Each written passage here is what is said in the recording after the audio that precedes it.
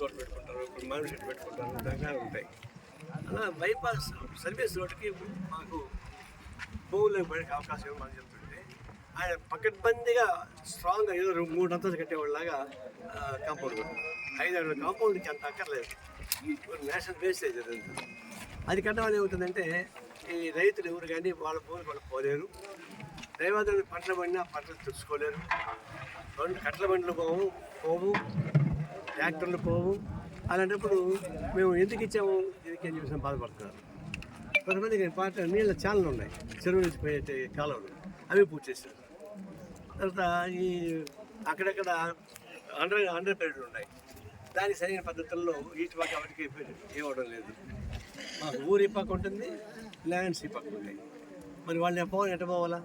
ఇవన్నీ అనేక సమస్యలు ఉన్నాయని చెప్పేసి గత 4-5 నెలలుగా కేంద్ర ప్రభుత్వానికి మా మంత్రుల ద్వారా ఎంపీల ద్వారా ఫోన్ పెట్టించాము. ఏం పెట్టింది పట్టించుకోలేదు.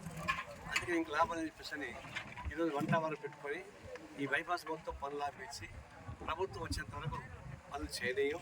వాళ్ళు వచ్చి రైతాంగానికి న్యాయం చేస్తేనే చేయగలమని చెప్పేసి పెట్టుకున్నాం. ఇక్కడి నుంచి చివరి దాకా నడుస్తుంది. ఈరోజు కాదు, పనులు జరగని ఎప్పుడైతే అధికారులు వచ్చి రైతులతో మాట్లాడి ఎక్కడెక్కడ ఎవరెవరికి సౌకర్యం కావాలనో ఆ సౌకర్యం ఏర్పాటు చేస్తే తప్ప పనులు జరగలేవు. అది ఏమన్నా కానీ ఆ విషయంలో మాత్రం పని చేయలేదు. ఇప్పుడే చిత్తూరు ఎంపీ కూడా ఫోన్ చేశాడు, నేను చండీగఢ్లో ఉన్నాయని. సరే పనులు ఆపేస్తానని మీ ఇష్టం అన్నాం, రేపటికి వస్తానన్నాడు. నేను చూద్దాం.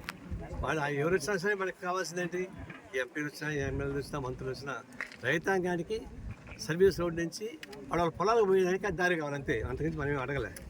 అది చేయమని చెప్పేసి కోరుతున్నాం. అప్పుడు దాకా శాంతియుత ఆందోళన సాగుతుంది.